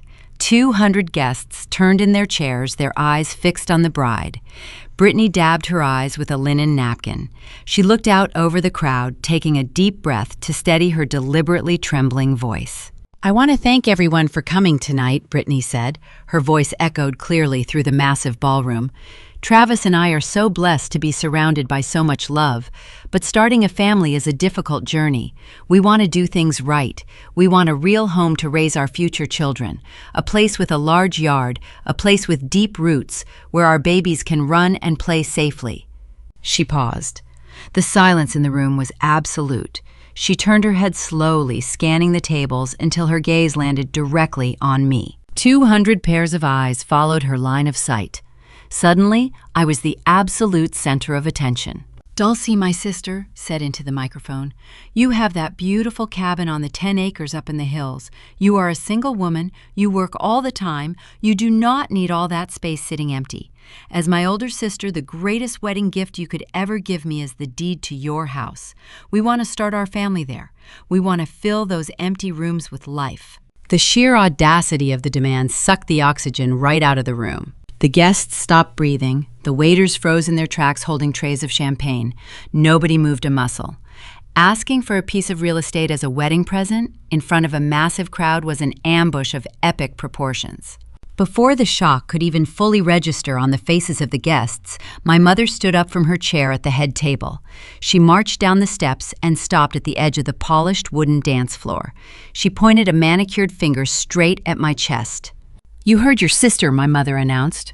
Her voice was sharp and commanding, cutting through the heavy silence. "We are a family. Family helps family. Give her the house, Dulcie, or get out of this reception and never call us family again." The ultimatum hung in the air like a physical weight. The pressure was suffocating. I could hear the people at the tables next to me whispering. Some guests looked horrified. Others looked at me with expectant, judging eyes, waiting to see if I would ruin the wedding by acting selfish. From the shadows near the bandstand, a man in a gray suit stepped forward. I recognized him immediately. It was the same attorney Travis used to draft the fraudulent documents. The lawyer walked across the carpet holding a leather portfolio. He stopped at my table. He opened the portfolio and placed a thick packet of legal-size paper right next to my water glass. I looked down at the document. It was the exact same irrevocable trust agreement they tried to force on me at the rehearsal dinner. The document that named Travis as the sole trustee. The document that would give him the legal right to liquidate my cabin and steal my equity to pay off his massive federal tax liens. The attorney reached into his jacket pocket, pulled out a heavy gold pen, and laid it gently on top of the signature page. The trap was fully sprung. They banked on my lifelong habit of compliance. They believed I would be so terrified of the public humiliation, so desperate to avoid causing a scene in front of 200 wealthy strangers, that I would pick up the pen and sign my life away just to escape the spotlight. They thought the morning lockout was just a minor tantrum. They assumed the sheer weight of a ballroom full of witnesses would crush my spine. I looked up from the table. Brittany stood at the front of the room, smiling bravely through her fake tears, playing the role of the humble bride, asking for a simple blessing. My mother stood rigid, her eyes burning with angry entitlement, daring me to defy her in public. And then I looked at Travis. He leaned back in his chair at the head table. He lifted his glass of champagne and took a slow sip. A smug, victorious smirk stretched across his handsome face. He thought he had won. He thought he had successfully stolen 10 acres of pristine West Virginia real estate without lifting a finger. The old version of me would have panicked. The old version of me would have felt my throat close up, my vision blur, and my hands shake. I would have grabbed my purse and run out the back doors, letting them spin a story about my jealousy. But sitting in that chair staring at the gold pen, I felt nothing but an icy, profound calm. I pushed my chair back. The wooden legs scraped against the floor, a harsh sound in the quiet room. I stood up slowly. I smoothed the wrinkles from my navy blue dress. I picked up the heavy gold pen and handed it back to the attorney in the gray suit. I reached down and unzipped my leather clutch. I pulled out the thick stack of papers I had secured from the county courthouse just days prior. The documents were printed on heavy bond paper, each one stamped with the raised seal of a sworn notary and the official blue ink of the county clerk. I walked around my table and approached the attorney. The crowd watched my every step. The tension was thick enough to cut with a knife. I stopped in front of the lawyer. I handed him my stack of official documents. Then I reached out and took the wireless microphone directly from my sister's hand. I turned to face the room. I did not scream. I did not cry. My voice was steady, carrying a quiet, terrifying authority that bounced off the walls of the reception hall. "I will not be signing that trust document today," I announced, looking directly at Travis. "But since we are discussing real estate and financial futures in front of an audience, I think it is only fair that everyone understands exactly what is happening here." I turned back to the attorney. He looked down at the documents I had shoved into his hands. His eyes widened as he saw the state seals and the corporate filings. He recognized the undeniable weight of public records. "Read the title status attached to the front page," I commanded the lawyer. "Read it into this microphone, word for word, and when you are done with that, turn to page 3 and read the federal tax liens attached to the groom." The attorney in the gray suit stood frozen. He held my stack of documents in one hand and the wireless microphone in the other. He stared at the raised seal of the county clerk pressed into the top page. He was a professional. He knew the difference between a bluff and a sworn legal record. A bead of sweat formed on his temple and slowly rolled down the side of his face. He glanced toward the head table. Travis dropped his champagne flute. The crystal shattered against the edge of his dessert plate. The sharp cracking sound echoed through the quiet ballroom. "Do not read," the Travis ordered. His voice lacked the smooth polish he had used all evening. It sounded strained and frantic. "That is a private family matter. Give the paperwork back to her right now." I did not move. I kept my eyes locked on the attorney. "You drafted a trust agreement designed to transfer real estate into your client's name," I said to the lawyer, making sure my voice carried through the microphone he was holding. "As an officer of the court, you are obligated to verify the title status of any property you attempt to convey. Read the current status, read it, or I will file a formal grievance with the State Bar Association tomorrow morning for your participation in attempted mortgage fraud." The threat of losing his law license drained the remaining color from his face. The attorney swallowed hard. He looked at Travis, then looked back at the official county stamp on my paperwork. He made the only choice a self-preserving lawyer could make. He chose his own career over his client's illusion. He cleared his throat. He brought the microphone closer to his mouth. A faint burst of static hissed through the overhead speakers. 200 guests leaned forward in their chairs. "According to the recorded deed of trust filed in the county database," the attorney began, his voice trembling slightly, "the 10-acre property located in the foothills is no longer owned by Dulcie Campbell as an individual." My mother frowned. She stood at the edge of the dance floor, her hands clasped tightly in front of her tailored dress. "What does that mean?" my mother demanded, her voice sharp with confusion. "She still lives there. It is her house." The attorney flipped to the second page of my packet. His hands shook, causing the thick bond paper to rattle near the microphone. "The property was officially transferred via quitclaim deed to a private limited liability company named Blue Ridge Holdings," he read aloud. "Dulcie Campbell is the sole managing member. The operating agreement strictly prohibits the transfer of any corporate assets into outside family trusts." Whispers broke out across the dining room. My aunts and uncles exchanged bewildered looks. They were starting to realize that the grand wedding gift my mother had just promised them was a legal impossibility. I did not own the house. A corporation owned the house, and that corporation was locked behind an ironclad wall. "Read the next page," I instructed. The lawyer turned the page. He scanned the text. His eyes widened. He looked at Travis with a mixture of shock and dawning horror. "Furthermore," the attorney continued, his voice echoing over the quiet murmurs of the crowd, "the property carries a senior lien in the form of a secured promissory note. The estate is encumbered by a debt exceeding its current market value. There is zero accessible equity available for withdrawal." Travis gripped the edge of the head table. His knuckles turned white. His breathing grew shallow and rapid. The trap he spent months building had just snapped shut on his own leg. He realized I had not just refused his offer, I had dismantled his entire endgame. Even if he somehow forced me to sign his fraudulent trust, the document was useless. He could not borrow a single dime against a house that was already encumbered by a massive corporate debt. Brittany turned to Travis. Her silk wedding gown rustled. She looked confused, searching his face for an explanation. "Travis, what is he talking about?" she whispered. Her voice was small, stripped of the confident bride persona she had worn all day. "Why is he saying there is no money?" I stepped closer to the attorney. I tapped my finger against the final section of the packet, the most important pages. "Read the attachments," I said softly. The lawyer did not want to read them. He recognized the distinct formatting of a federal tax lien. He realized in that exact moment that he had been hired by a broke con artist.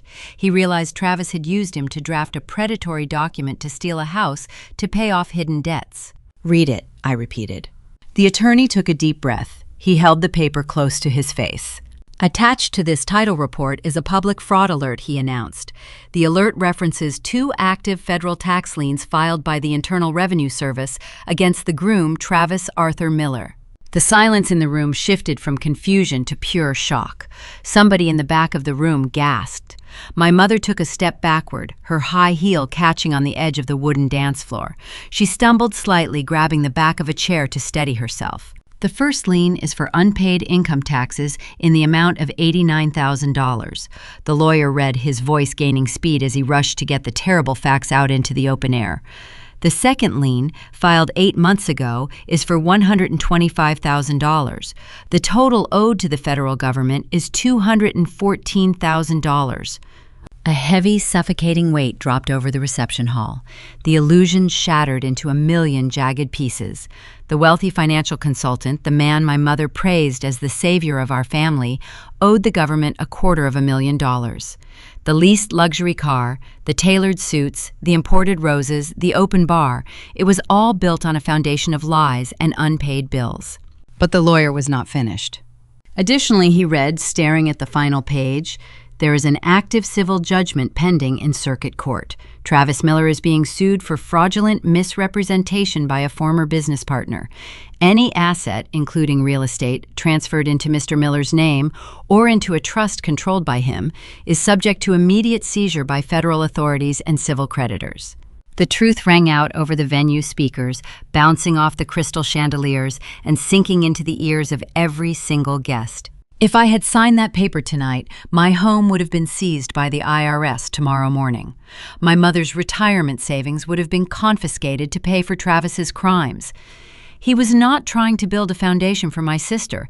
He was trying to throw my family in front of a moving train to save himself. The attorney lowered the microphone. He looked at the trust document he had drafted for Travis.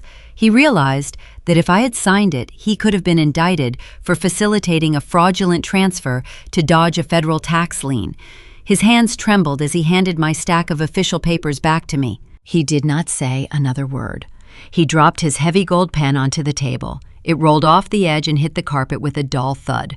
The lawyer turned his back on Travis, walked briskly through the maze of tables, pushed open the heavy mahogany doors, and left the reception hall.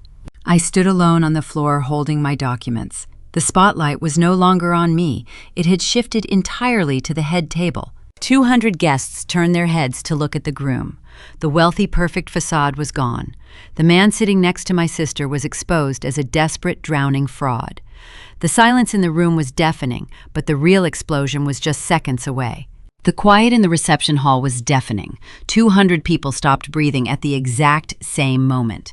The clinking of silverware ceased. The waiters stood frozen, holding heavy silver trays. The jazz musicians lowered their brass instruments. The only sound left in the cavernous room was the hum of the air conditioning vents overhead. I stood near the empty space where the lawyer had been standing just seconds prior. I held the stack of official documents in my hands. The heavy paper felt like a shield. I watched the scene unfold at the head table with cold detachment. Brittany stood rigid in her custom lace gown. The dress cost more than a reliable used car. My mother financed it on a high-interest credit card because Travis promised to pay the balance after the honeymoon.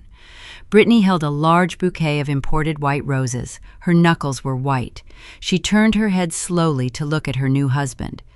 Travis stared at the empty doorway where his attorney had just fled. His tailored navy suit suddenly looked rumpled.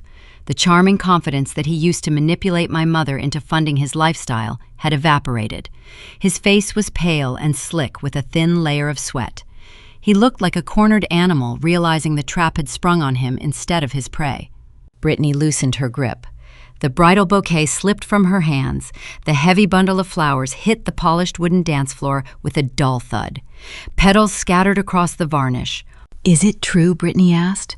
Her voice was barely a whisper, but it carried through the silent room. Travis swallowed hard. His Adam's apple bobbed in his throat. He looked at the 200 wealthy guests staring at him with undisguised horror. He realized his entire social facade was crumbling. He scrambled to salvage the illusion. He pointed a shaking finger directly at me. "She is lying," Travis stammered. His voice cracked, stripping away his polished corporate persona. She printed fake papers from the internet. She is a jealous, bitter spinster. She planned this whole thing to ruin our day because she cannot stand seeing you happy." He looked around the room, desperate for someone to agree with him. He searched for a friendly face among the crowd. He found nothing but cold, judging stares. Nobody believed him. The guests were wealthy, educated individuals. They knew you could not forge a raised county seal. They knew a corporate attorney would never abandon his own client and run out the back doors over a fake internet printout. The lawyer recognized the undeniable threat of a federal tax lien. He ran to save his own law license. The crowd understood the implication perfectly. Travis was a fraud. Brittany looked down at the shattered crystal champagne flute near Travis's plate. She looked at his trembling hands. She remembered the declined credit card at Thanksgiving. She remembered the excuses about tied-up escrow accounts and delayed commissions. The pieces of the puzzle slammed together in her mind. The realization hit her with physical force. She had just signed a legally binding marriage certificate with a man who owed the federal government $250,000. She was tied to a bankrupt predator. The fairy tale was a financial prison. Tears spilled over her eyelashes, ruining her expensive makeup. She covered her face with both hands. A loud, jagged sob tore through her throat. She spun around and ran. Her silk gown dragged across the scattered rose petals. She pushed past the head table, nearly knocking over a towering floral centerpiece. She burst through the heavy mahogany double doors and disappeared into the lobby. She left her own wedding reception in utter disgrace. Travis stood alone at the head table. He did not run after her. He stared at the floor, calculating his next move. My mother could not process the reality of the situation.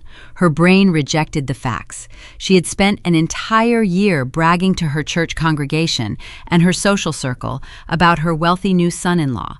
She had staked her entire reputation on this lavish event. She needed the illusion to survive. She rushed down the steps of the head table. She practically ran to the center of the dance floor. She bent down and picked up the wireless microphone the lawyer had left behind. A brief burst of static hissed through the speakers. My mother forced a bright, terrifying smile onto her face.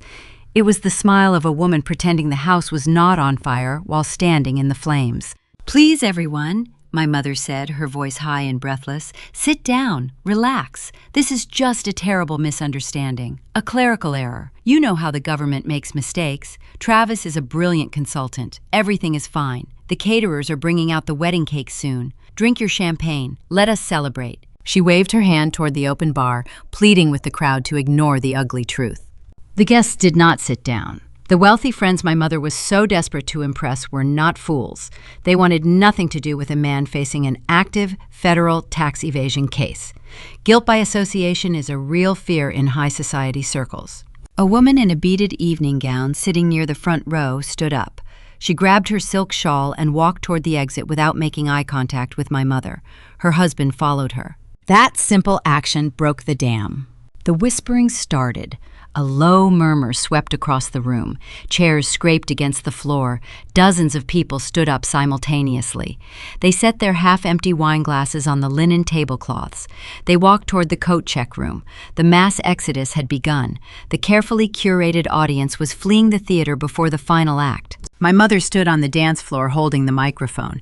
She watched her social standing evaporate. She watched the wealthy friends turn their backs on her. The grand reception she financed with crippling debt was emptying in front of her eyes. She lowered the microphone. The forced smile fell from her face. The panic morphed into pure, concentrated rage. She needed a scapegoat. She needed someone to blame for the collapse of her fantasy. She turned her head and locked eyes with me. She dropped the microphone. It hit the wooden floor with a loud pop. She marched across the room. Her heels struck the floor like hammer blows. She stopped just inches from my face. Her chest heaved. Her eyes were wide and frantic. "Look at what you have done," my mother hissed. Her voice shook with venom. "You ruined the most important day of your sister's life. You drove her away. You humiliated us in front of everyone we know. You destroyed this family." I stood my ground. I did not flinch. I did not step back. I looked at the woman who had spent my entire life treating me like a disposable wallet. I looked at the woman who tried to forge my signature to steal my equity. I looked at the woman who demanded I surrender my sanctuary to a con artist just to preserve her social image. 10 years ago, her anger would have crushed me. I would have apologized. I would have tried to fix the mess. I would have paid the catering bill just to earn a shred of her approval. Today, I felt nothing but cold, unapologetic clarity. I looked her directly in the eyes. "I did not destroy anything, Mom," I said. My voice was calm and steady. "I just turned on the lights." The simple truth hung in the air between us. My mother's mouth opened, but no words came out. She had no argument left. The public records were undeniable. The groom was a fraud. The golden child was heartbroken. The reception hall was nearly empty. I reached down and picked up my leather clutch from the table. I slid the county documents back inside and zipped it shut. I adjusted the strap over my shoulder. I turned my back on her. I walked toward the main exit. The remaining guests parted like the sea, giving me a wide berth. They looked at me with a mixture of awe and respect. I did not lower my head. I walked with my spine straight and my shoulders squared.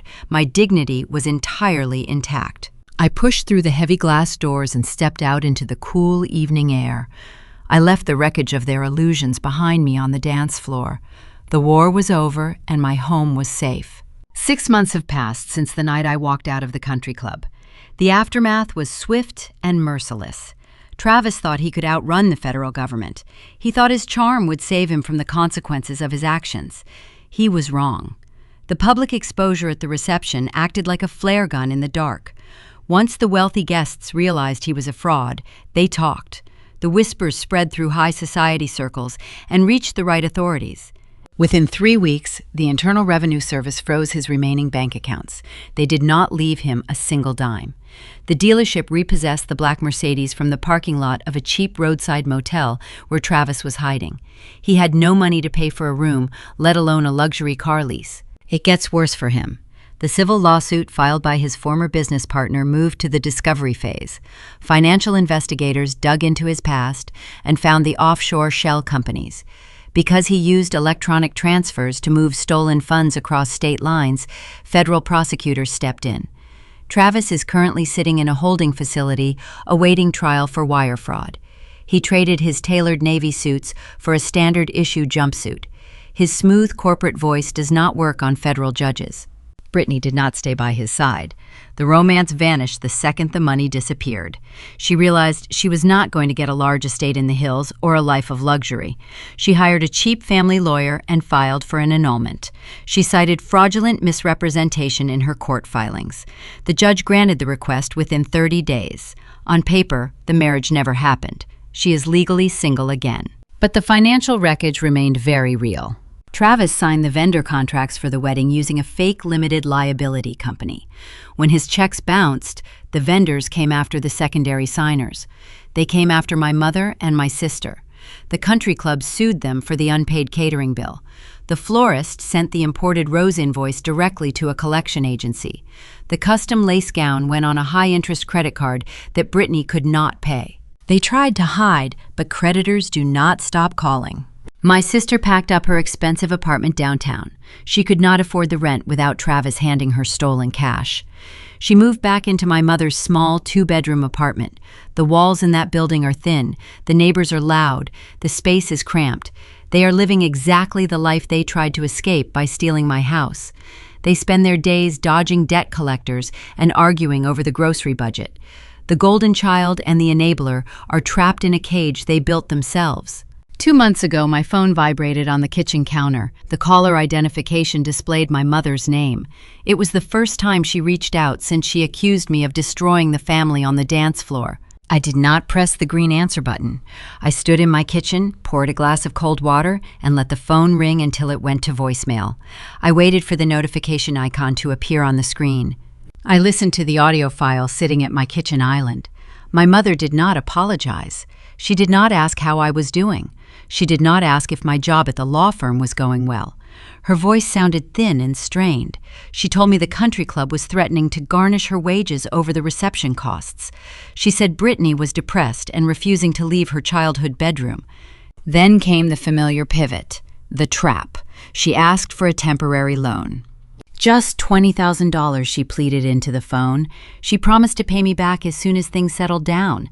She said I owed it to them for causing such a scene at the wedding.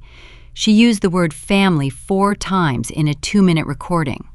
10 years ago, that voicemail would have ruined my week. I would have felt a crushing wave of guilt. I would have checked my savings account to see what cash I could spare. I would have paid their debts just to buy a few days of fake affection.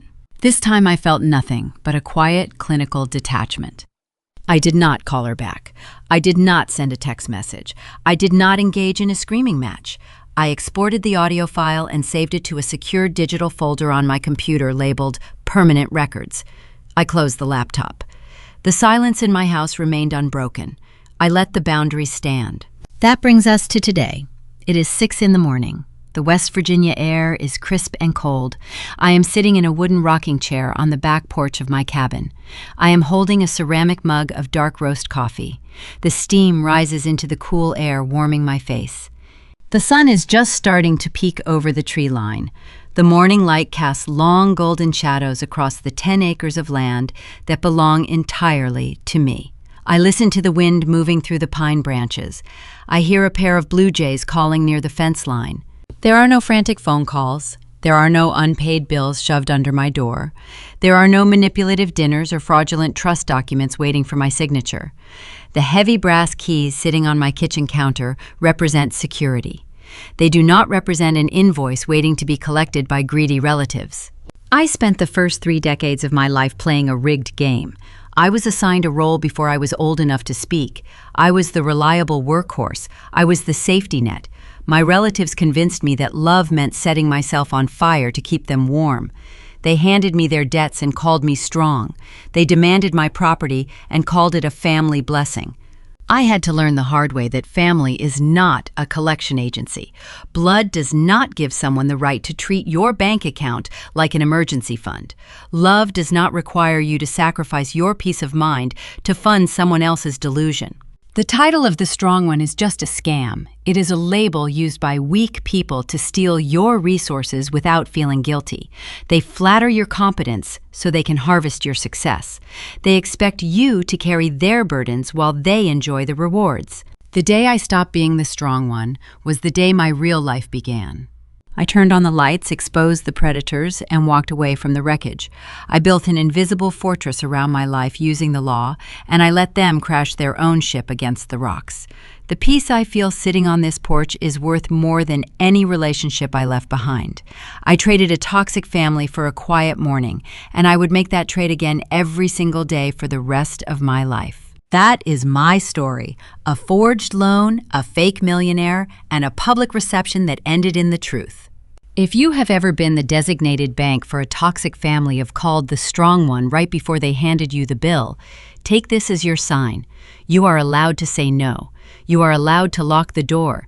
You are allowed to keep what you built with your own 2 hands.